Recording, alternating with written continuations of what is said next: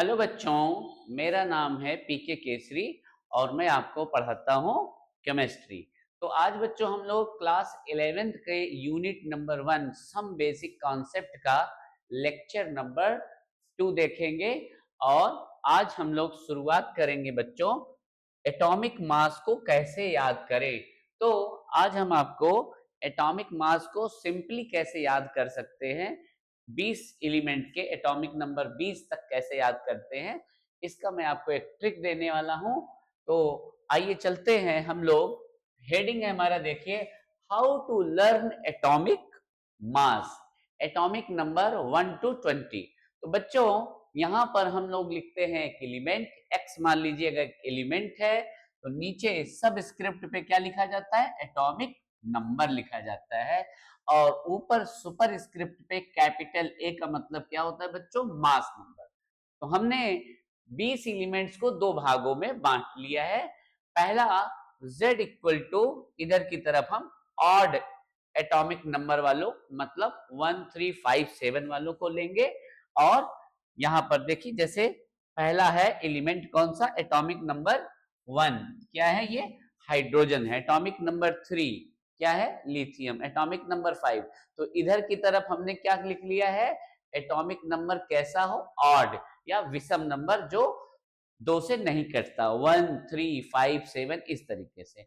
तो यहाँ पर तीन एक्सेप्शनल केसेस हैं, तीन को छोड़ करके बाकी सब में कौन सा फार्मूला लगेगा, एटॉमिक मास क्या होगा, एटॉमिक नंबर के डबल से एक ज्यादा, मतलब 2z+1 लगेगा। Atomic mass 2z+1। अब तीन किस पे ये नियम लागू नहीं होता है, किस पे ये तीन लागू नहीं होता, तो पहला कौन सा हो गया आपका, हाइड्रोजन का एटॉमिक मास 1 होता है, नाइट्रोजन का एटॉमिक मास 14 होता है, इसको आप याद कर लीजिए, और क्लोरीन का एटॉमिक मास 35.5 होता है। बाकी सब में हमारा ये वाला फार्मूला काम करेगा। जैसे लिथियम का एटॉमिक नंबर 3 है, तो इसका एटॉमिक मास क्या हो जाएगा बच्चों, 3 का डबल किया 6 प्लस 1 7। बोरान का क्या है, 5 2 जा 10 प्लस 1 11। एल्युमिनियम 13, 13 का डबल किया 26 और एक 27। 19 का डबल किया 38 और एक और जोड़ दिया, कितना हो गया 39। ठीक है बच्चों। और Z एटॉमिक नंबर इवन, जैसे 2 4 6 8 इस तरीके की चीजें। तो एटॉमिक मास का फार्मूला क्या होगा, atomic mass equal to 2 times of atomic number double. इसमें दो एलिमेंट एक्सेप्शन है, जिसमें 4 बेरिलियम 9, बेरिलियम का 9 होता है और आर्गन का 40 होता है। बाकी सब एलिमेंट्स पे ये वाला नियम काम करेगा। कैसे काम करेगा ये वाला नियम पे, जैसे हीलियम का 2 है तो डबल कर दिया 4 हो गया एटॉमिक मास। कार्बन का 6 है तो कार्बन का 12 हो जाएगा। ऑक्सीजन का 8 है तो ऑक्सीजन का 8 2 जा 16 हो जाएगा। नियॉन का 10 है 20 हो जाएगा। मैग्नीशियम का 12 है तो 24 हो जाएगा। इस तरीके से कैल्शियम का 20 है तो एटॉमिक मास 40 हो जाएगा। तो ये बहुत ही आसानी से आप 20 एलिमेंट तक एटॉमिक मास क्या कर सकते हैं बच्चों, याद कर सकते हैं। और अब हम इसका करेंगे एप्लीकेशन। अच्छा, दूसरी बात क्या है कि अब हम लोग पढ़ रहे हैं चार्ज स्पीसीज। अभी तो हम लोगों ने एटम पढ़ा था, एटम कैसा होता था, न्यूट्रल। तो चार्ज स्पीसीज को हम लोग क्या बोलते हैं बच्चों, आयंस। चार्ज स्पीसीज को क्या बोलते हैं, हम लोग आयंस बोलते हैं। आयंस दो तरीके के होते हैं। कौन कौन से आयंस होते हैं, एक तो होते हैं पॉजिटिवली चार्ज स्पीसीज, या इनको हम लोग क्या बोलते हैं बच्चों, इनको हम लोग बोलते हैं कैटायन। पॉजिटिवली चार्ज स्पीसीज को क्या बोलते हैं बच्चों, कैटायन, है ना। कैटायन का मतलब पॉजिटिव आयंस, है ना। पॉजिटिव आयंस को क्या बोलते हैं, पॉजिटिव चार्ज स्पीसीज को क्या बोलते हैं हम लोग, कैटायंस बोलते हैं। अब कैटायंस कैसे बनते हैं, cations are formed by the loss of electron.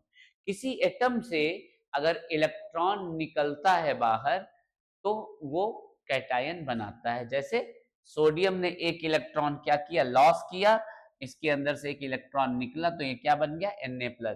एक इलेक्ट्रॉन निकलने से मोनोवैलेंट कैटायन एक पॉजिटिव चार्ज आ जाता है। दो इलेक्ट्रॉन के निकलने से दो पॉजिटिव चार्ज आ जाता है, और n इलेक्ट्रॉन के निकलने से n पॉजिटिव चार्ज आ जाता है। तो कुल मिला के कैटायंस में नेचुरली जो इलेक्ट्रॉन्स होते हैं उससे इलेक्ट्रॉन की संख्या कम हो जाती है, इलेक्ट्रॉन का नंबर कम हो जाता है। कितना कम हो जाता है? जितना पॉजिटिव चार्ज रहेगा उतना ही कम हो जाता है। से एग्जांपल, जैसे सोडियम में 11 इलेक्ट्रॉन है, तो Na प्लस, चूंकि एक प्लस चार्ज है तो एक इलेक्ट्रॉन कम हो गया। तो अब Na प्लस में कितने इलेक्ट्रॉन है? 11 माइनस 1 कितना हो गया? 10 इलेक्ट्रॉन्स किसमें रहेगा? यहां पर इसमें 11 इलेक्ट्रॉन है, 11, और एक इलेक्ट्रॉन निकलने के बाद Na में कितने हो गए बच्चों? 10 इलेक्ट्रॉन्स। मैग्नीशियम में कितना है? 12 इलेक्ट्रॉन्स। इलेक्ट्रॉन्स की संख्या किसके बराबर होती है? लास्ट लेक्चर में मैंने बताया था, इलेक्ट्रॉन्स की संख्या एटॉमिक नंबर के बराबर होती है, जबकि एटम कैसा हो? न्यूट्रल अगर है तो बच्चों यहां पर मैग्नीशियम का एटॉमिक नंबर 12 है। मैग्नीशियम का एटॉमिक नंबर कितना है? 12 है बच्चों, ठीक है। 12 एटॉमिक नंबर। अभी ये एटम कैसा है? ये एटम है न्यूट्रल। इसका मतलब है इसके अंदर कितने इलेक्ट्रॉन हैं? इसके अंदर है 12 इलेक्ट्रॉन। दो इलेक्ट्रॉन निकल गए, तो Mg+2 में कितने इलेक्ट्रॉन्स हो गए बच्चों? Mg+2 में हो गए 12 minus 2 is equal to 10 electrons. तो ठीक है बच्चों, हम लोग आयंस में भी इलेक्ट्रॉन्स की संख्या निकाल सकते हैं, और प्रोटॉन और न्यूट्रॉन्स आयंस में उतने ही रहते हैं जितने कि न्यूट्रल एटम में। तो प्रोटॉन और न्यूट्रॉन निकलता नहीं है। निकलता क्या है? या तो इलेक्ट्रॉन निकलेगा भी और आएगा भी। तो हम लोग बात करते हैं नेगेटिवली चार्ज स्पीसीज की। फिर से बात करते हैं, चार्ज स्पीसीज को आयंस बोलते हैं। आयंस दो तरीके के होते हैं। पॉजिटिवली चार्ज स्पीसीज, इलेक्ट्रॉन निकलने पर पॉजिटिव चार्ज के आयंस बनते हैं, और इलेक्ट्रॉन के जुड़ने से एनायंस बनते हैं। निगेटिवली चार्ज स्पीसीज को क्या बोलते हैं बच्चों? एनायंस बोलते हैं। Anions are formed by gain of electron. Anion कैसे बनते हैं? गेन ऑफ इलेक्ट्रॉन से, इलेक्ट्रॉन के एडिशन से, इलेक्ट्रॉन के जुड़ने से एनायन बनता है। जैसे फ्लोरीन है, एक इलेक्ट्रॉन जुड़ गया तो ये क्या बन गया? F-1। कितने इलेक्ट्रॉन जुड़ेंगे? दो इलेक्ट्रॉन जुड़ेंगे तो दो निगेटिव चार्ज, तीन इलेक्ट्रॉन जुड़ेंगे तो 3 नेगेटिव चार्ज, और n इलेक्ट्रॉन जुड़ेंगे तो n नेगेटिव चार्ज आ जाएंगे। तो कुल मिला के हम ये कह सकते हैं कि एनायंस में इलेक्ट्रॉन की संख्या न्यूट्रल एटम से बढ़ जाता है। कितना संख्या बढ़ जाता है?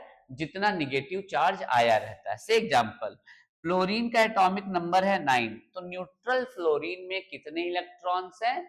9 इलेक्ट्रॉन्स हैं। तो एक इलेक्ट्रॉन ये जुड़ गया तो F- में फ्लोराइड में कितने इलेक्ट्रॉन्स हो गए? 9 + 1, 10 इलेक्ट्रॉन्स हो गए। तो मोटा मोटा हम ये कह सकते हैं कि कैटायंस में नेचुरली न्यूट्रल एटम से इलेक्ट्रॉन की संख्या कम हो जाती है, और एनायंस में नेचुरली जो न्यूट्रल एटम्स होते हैं उससे इलेक्ट्रॉन की संख्या बढ़ जाती है। कितना घटता है? जितना प्लस चार्ज रहता है उतना घट जाता है। कितना बढ़ता है? जितना निगेटिव चार्ज रहता है उतना ही बढ़ जाता है। आइए इस पे हम लोग एक क्वेश्चन करके देखते हैं। क्वेश्चन करके इस पे देखते हैं बच्चों, है ना। मैंने कहा calculate calculate number of electron, proton and neutron in, A दिया मैंने 13 एल्युमिनियम 27, और इस पे +3 चार्ज है। तो बच्चों हमने बताया था Z equal to atomic number equal to number of proton. Proton घटता बढ़ता नहीं है। प्रोटॉन कितने के बराबर रहता है? एटॉमिक नंबर के बराबर। तो प्रोटॉन कितना हो गया? 13। अब न्यूट्रॉन मैंने क्या बताया था आपको? Proton plus neutron is equal to atomic mass. तो न्यूट्रॉन इक्वल टू क्या हो गया, एटॉमिक मास माइनस प्रोटॉनों की संख्या। ठीक, इसको थोड़ा सा हम सुंदर राइटिंग में बना देने तो कंफ्यूजन होता है। तो A equal to P plus N, N equal to A minus P. A क्या होता है, ए होता है एटॉमिक मास और पी क्या होता है, नंबर ऑफ प्रोटॉन। तो न्यूट्रॉनों की संख्या, neutron is equal to atomic mass कितना है, 27 है, 27 27 और माइनस प्रोटॉन कितना है, पहले से ही निकाल चुके हैं, 13 13 13। तो कितना आ गया बच्चों, 27 में से 13 चला गया तो कितना आ गया, 14 हो गया आपका न्यूट्रॉन। अब इलेक्ट्रॉन, न्यूट्रल एटम रहता तो इलेक्ट्रॉन कितना रहता, एटॉमिक नंबर के बराबर। एटॉमिक नंबर कितना है, 13 और कितने पॉजिटिव चार्ज है, 3 पॉजिटिव चार्ज है, तो ये 3 घट गया, तो इलेक्ट्रॉन कितने हो गए बच्चों, 10 इलेक्ट्रॉन। तो 3 आंसर हमारे पास इस समय है। पहला आंसर है हमारा, नंबर ऑफ प्रोटॉन कितना है, 13, नंबर ऑफ न्यूट्रॉन कितना है, 14 और नंबर ऑफ इलेक्ट्रॉन कितना है, 10। तो इस तरीके से हम लोग चार्ज स्पीसीज में इलेक्ट्रॉन का, प्रोटॉन का और न्यूट्रॉन का हम कैलकुलेशन कर सकते हैं। ठीक है बच्चों, तो आप लोगों को वीडियोस पसंद आ रही हैं, आप लोगों को समझ में आ रहा है, बेसिक से समझिए, धीरे धीरे समझिए, क्योंकि यही बेसिक चीजें आपको केमिस्ट्री में आगे ले जाएंगी। छोटी छोटी बातें ना पता हो जाने की वजह से बहुत बड़े बड़े क्वेश्चंस गलत हो जाते हैं। तब तक के लिए अपना ख्याल रहिए, मस्त रहिए, खुश रहिए। बाय बाय बच्चों।